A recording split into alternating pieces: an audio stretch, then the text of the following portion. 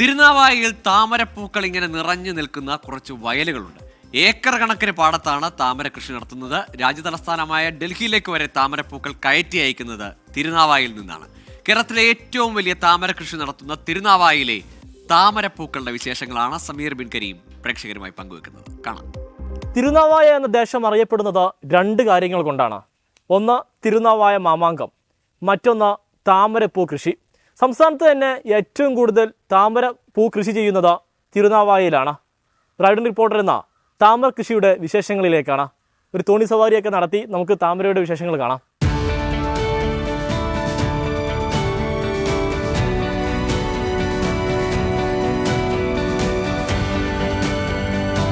ഇക്കപ്പം എങ്ങനെ പോയി നോക്കിയാലോ?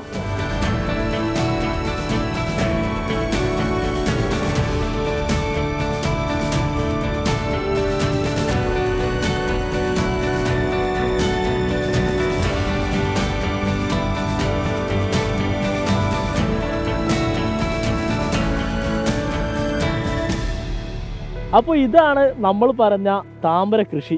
എന്തൊരു ഭംഗിയാണല്ലേ! 1000-ലധികം ഏക്കർ സ്ഥലത്താണ് ഈ താമര കൃഷി ഇങ്ങനെ പരന്ന് കിടക്കുന്നത്. തിരുനാവായ പഞ്ചായത്തിൽ ഈ നെൽകൃഷിക്ക് ലഭിക്കുന്ന അതേ പ്രാധാന്യമാണ് ഈ താമരപ്പൂ കൃഷിക്കും ലഭിക്കുന്നത്.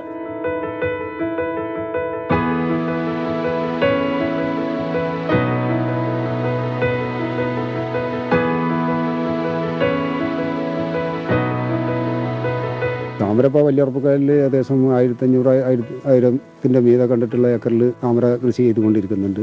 ഈ തിരുനാവായ വലിയുറപ്പുകായൽ എന്ന് പറയുന്ന പാടശേഖരത്ത് താമരക്കായലായിട്ട് ഉപയോഗിക്കുന്നത് എൻ്റെ മുത്തച്ഛനായിരിക്കുന്ന മമ്മിക്കുട്ടി എന്ന് പറയുന്ന ആളാണ്. ഞാനും അതേ പേരിൽ തന്നെയാണ് അറിയപ്പെടുന്നത്. ഇപ്പോൾ അഡ്രസ്സ് വരുമ്പോൾ 2 മമ്മിക്കുട്ടിയാണ്. എങ്കിലും എൻ്റെ മുത്തച്ഛൻ 100 കൊല്ലങ്ങൾക്ക് മുമ്പ് ഇത് തുടങ്ങി വെച്ചിട്ടുണ്ട്. അതിൽ ഏറ്റവും പ്രചാരമായിട്ട് മമ്മിക്കുട്ടി എന്ന് പറഞ്ഞാൽ ഞങ്ങളെ ഈ കുടുംബമായിരുന്നു ഇതിൻ്റെ ആൾക്കാർ. മറ്റുള്ളവരൊക്കെ ഗൾഫിൽ പോയി വന്നതിൻ്റെ ദിവസം കൂടെ പാടശേഖരങ്ങളൊക്കെ വാങ്ങി സ്വന്തമായിട്ടും പാട്ടത്തിനും എടുത്തിട്ട് അവർ തുടങ്ങിയതാണ്. ഏറ്റവും പൂർവികരായ കർഷകർ ഞങ്ങളാണ്.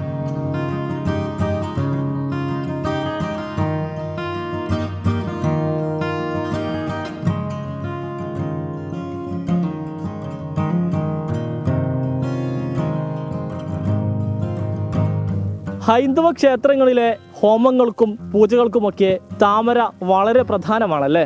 ഈ സംസ്ഥാനത്തിനകത്തും പുറത്തുമുള്ള അമ്പലങ്ങളിലേക്ക് താമര കൊണ്ടുപോകുന്നത് തിരുനാവായയിൽ നിന്നാണ്. ഇത് കൃഷി ചെയ്യുന്നതോ മുസ്ലിം സമുദായത്തിലെ ആളുകളും. മതസൗഹാർദ്ദത്തിൻ്റെ നല്ല ഒരു മാതൃക കൂടിയാണ് തിരുനാവായയിലെ ഈ താമര കൃഷി.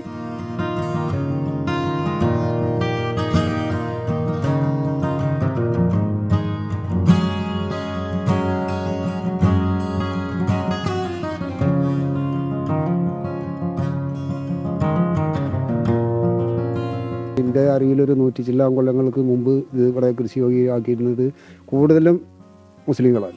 ഇപ്പോൾ പിന്നെ മറ്റുള്ള പാടങ്ങൾ ശേഖരങ്ങളിലൊക്കെ കുറേ ഹിന്ദുവരും കൃഷി തുടങ്ങിയിട്ടുണ്ട്.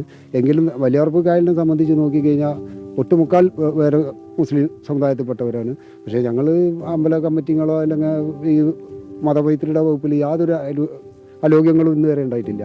നല്ല മതപൈതൃകത്തോട് കൂടിയിട്ട് തന്നെ അമ്പലങ്ങളിൽ കൊടുക്കുമ്പോഴും കടയിൽ കൊടുക്കുമ്പോഴും മറ്റുള്ള രീതിയിലും ഞങ്ങൾ പെരുമാറിപ്പോയിട്ടുള്ളൂ. ഞങ്ങളോട് ഇന്ന് വരെ വിമർശനങ്ങളൊന്നും ആരും കാണിച്ചിട്ടുമില്ല. ഇന്ന് കാണുന്ന രീതിയിൽ താമരയ്ക്ക് തിരുനാവായ പ്രചാരണം കിട്ടിയത് ഇക്കഴിഞ്ഞ ഏതാനും വർഷങ്ങൾക്ക് മുന്നേ മാത്രമാണ്. എന്നാൽ 100 വർഷം മുന്നേ തന്നെ ഇവിടെ താമര കൃഷി ഉണ്ടായിരുന്നു എന്നുള്ളതാണ് നമ്മൾ മനസ്സിലാക്കുന്നത്. തോട്ടുപുറത്ത് മമ്മിക്കുട്ടി എന്ന് പറയുന്നയാളാണ് ഇവിടെ ഈ താമര കൃഷി ആദ്യമായി ഇങ്ങോട്ടേക്ക് ഇറക്കിയത്. ഏതാണ്ട് 100 വർഷം മുന്നെയാണ് ഇതുണ്ടാകുന്നത്.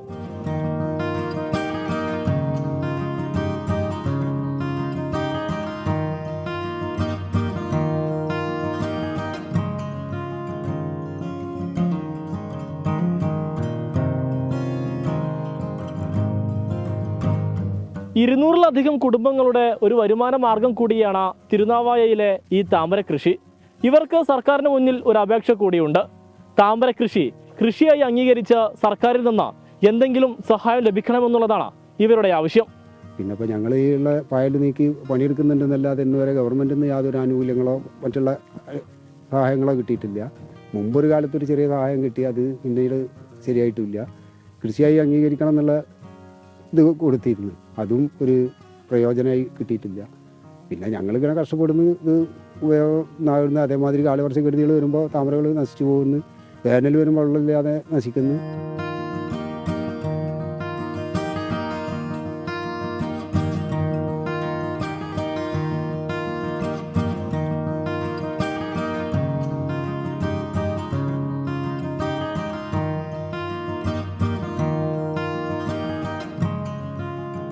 തിരുനാവായിലെ താമരപ്പൂവിൻ്റെ ഭംഗി അതൊരു വേറെ തന്നെയാണല്ലേ. ഇതാ കണ്ടില്ലേ. റെഡ് റിപ്പോർട്ടർ സമാപിക്കുകയാണ്. മറ്റൊരു സ്റ്റോറിയുമായി വീണ്ടും കാണാം. ക്യാമറാമാൻ അഭിത് കല്ലായിക്കും സഹായി സുജിത് വട്ടത്തിനുമൊപ്പം സമീർ ബിൻ കരീം, 24 തിരൂർ.